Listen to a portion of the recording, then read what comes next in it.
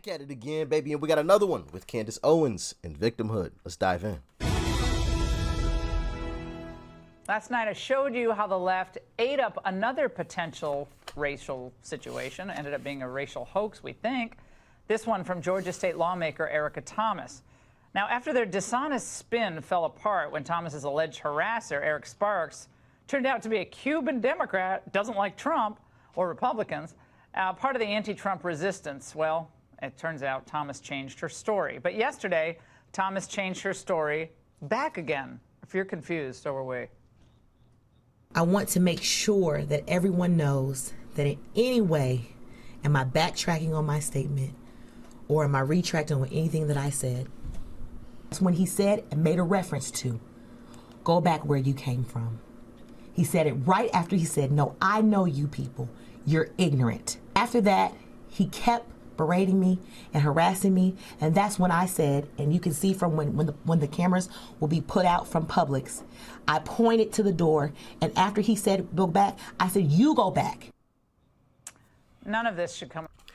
So did she backtrack in another video? Because she wouldn't have said that if she didn't. Let me know in the comment section what video came out before this one, because apparently it sounded like she may have made a statement that made it seem as if the situation didn't actually happen or it wasn't as bad as what she made it seem, and then she came out with this video that we just watched to reiterate.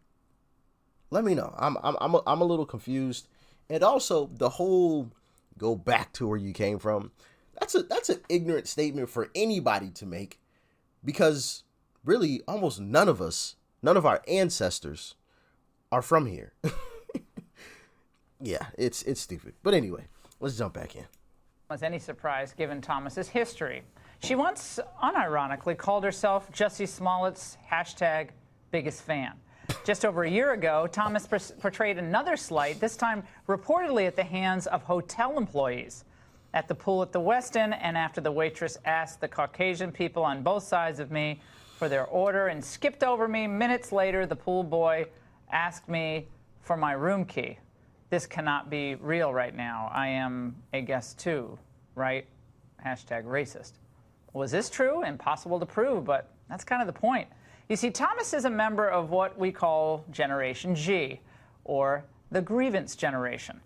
They are the product of decades of leftist control of our schools, our entertainment industry, and they're breeding a culture of resentment and envy.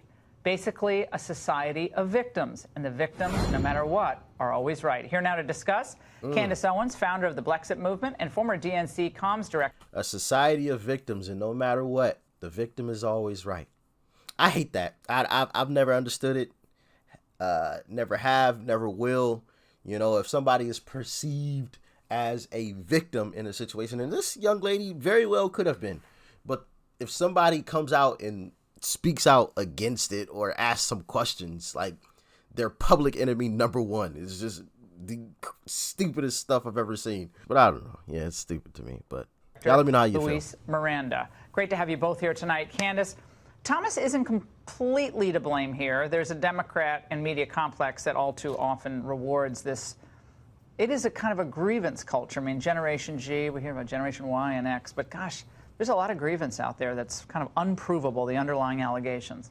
Right. You know, in many ways, she is a victim of the culture. And I've said this over and over again ad nauseum, which is just that victimhood has become almost a mental plague upon Black America in particular, because that word racism is being so overused that society is becoming desensitized to it. And we actually can't even recognize it when it actually exists. We think everything is racist. Things that used to be normal conflicts between. I'm glad she said that, because if you've watched any of my videos, I've said that time and time again. We got to stop doing that. Calling anything and everything racist. That has to stop, and it needs to stop immediately, because it's going to become like the boy who cried wolf. There's going to be an actual situation, a real situation that happens with somebody that's legitimately the R word, and nobody's going to care because it's been thrown out so many times, and it's just become a term that just means absolutely nothing. But what do I know? I don't know. I'm just some idiot on the internet making videos. Sheesh. Y'all let me know how you feel about it. between human beings, getting cut off while you're driving, having a bad correspondence in a grocery store. You should just brush it off, shrug it off, and move on with your day. Now people are crying and making videos and pleading on Facebook to say, look what I experienced today. I mean, it's sad for her, but I think it also says, as you mentioned earlier, it's something bigger that's happening in culture that needs to be addressed before it goes too far. Luis, the individual who she accused seems like he really doesn't like Trump. He's a Democrat. He's Cuban. He's not a white man. What are your thoughts on how this all went down? Well, he's easily the worst person in this story, and he's someone who looks at a pregnant woman in front of him and decides to insult her, and by his own admission calls her a lazy SOB. There's probably a tinge of racism there. I can't believe that he... Oh, so he just looked at her and said, "You lazy SOB." I just find it hard to believe that he just looked up, saw her, and was like, "You lazy son of a..." Like, who does that? Like, that's just wild. I feel like there's a missing piece to the puzzle. Somebody said something. Somebody bumped into somebody or something.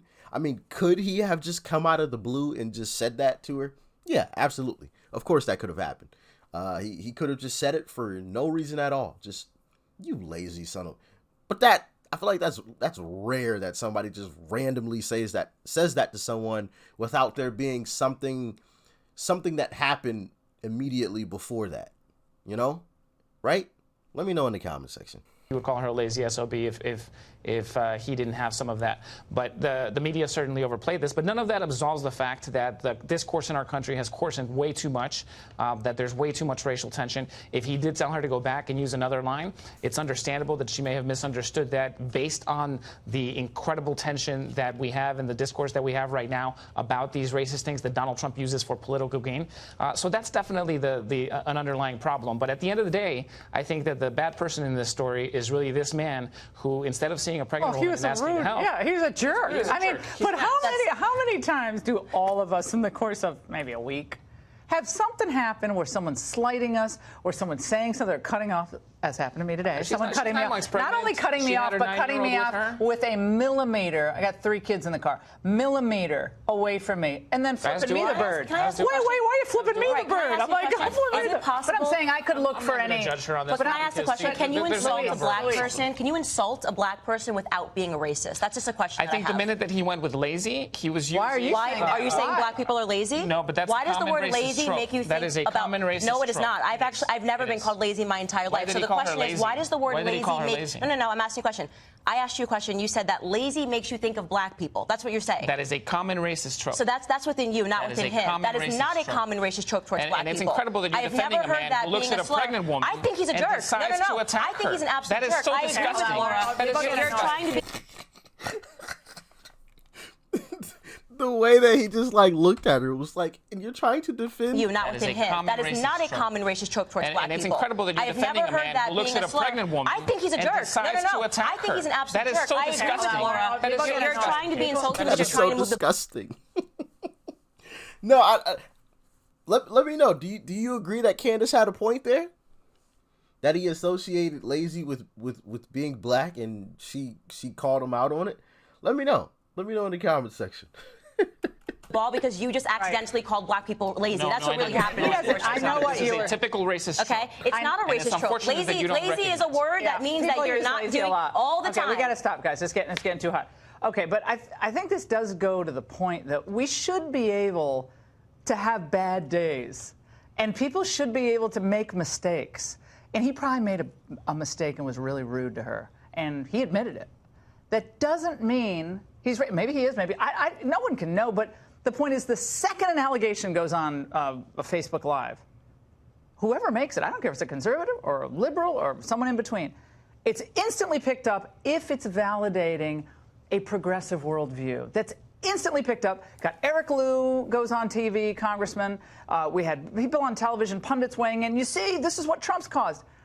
And I think he seemed to be saying, go back to the other aisle. So now go back to the other aisle is go back to your country, which she changed her story on. Much more careful with anything that goes viral. And look, Ted Lou. Sorry, I didn't say Eric Lou. Ted Lou. A lot of the discussions that we have on this very show are a grievance culture in and of itself, just from the other perspective. So the reality is that we have a culture that is incredibly divided, that the debate is coarsened, and you either have a grievance on this side or you have it on that side. And at the end of the day, what you have to do is, I think of Dr. Martin Luther King's call to, you can't drive out darkness with darkness, you have to drive it out with light. And that's where we have to move the country forward, is that we're not attacking each other in this way, where somehow these kinds of confrontations become normal. The police confrontation that you saw earlier, unacceptable on well, any I think, again, the lack of respect that we talk. Those kinds of confrontations, people, getting angry at other people, it's not normal, but it happens. People have bad days, say ignorant things. That's just a fact. I don't think it always has anything to do with being racist or anything like that. Maybe you just had a horrible, terrible, no good, very bad day. Hurt people hurt people. I know you guys have heard the saying before.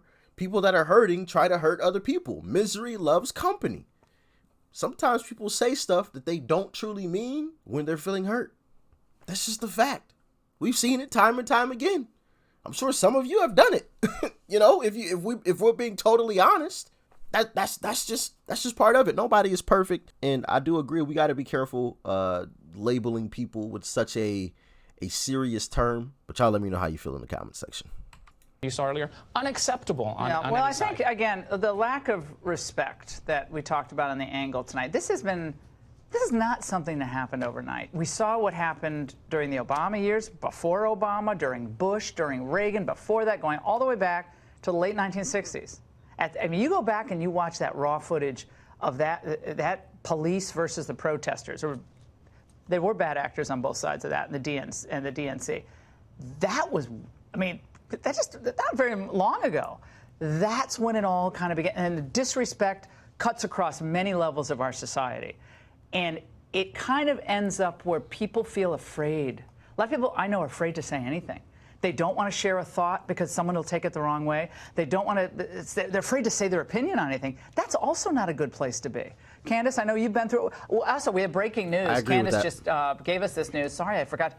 You were blocked tonight. Speaking of, maybe AOC thought you disrespected her. You disrespected AOC? Yes, I got blocked. How do you dare do that? You can't really do sad. that. Yes, I called her an intellectual coward because she says a lot of things and she throws a lot of insults, and yet she will not debate anybody. She doesn't want to debate people on the opposite side of the aisle. And I think that if you actually believe what you believe, you would be happy to sit down and have a discussion and a dialogue with somebody to get to the core of whose ideas are better. And I don't believe that she believes anything that she says beyond getting clicks and getting retweets. I believe she believes. I disagree. I think she believes. I don't, because why not just show up and have a debate? Well, maybe why not debate someone? Yeah, well, maybe she's not very comfortable in debate, but I think she calls everyone racist. Yeah, that's unfortunately that kind of ends the conversation. It does instantly, and it's unfortunate. We have to be able to just call somebody lazy. Yeah. We have to be able to just say awful things. We have to be able to be in a bad mood. All right, Luis, not everything is racist. Look, I don't agree with AOC a lot, but I might block you too after this conversation because I'm just kidding on that one. But the reality is. I thought he was serious for a second. I'm like, sheesh Louise, talk about soft as Charmin. My goodness.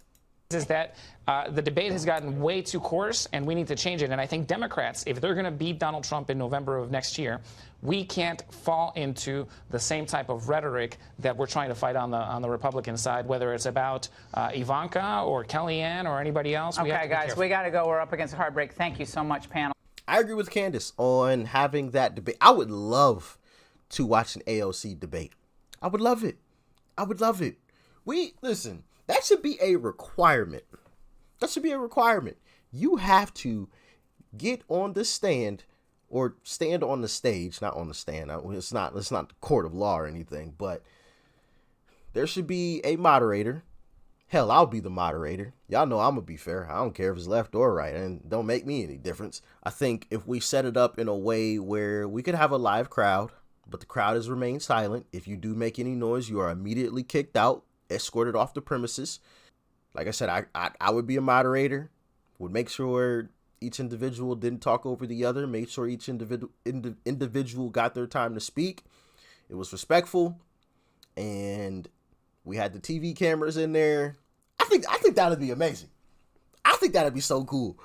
As long as the moderator was fair and didn't interject with their own opinion and try to sway, you know, anything in any type of way, I think it would be amazing. So yeah, can we get AOC versus Candace on the stage, please?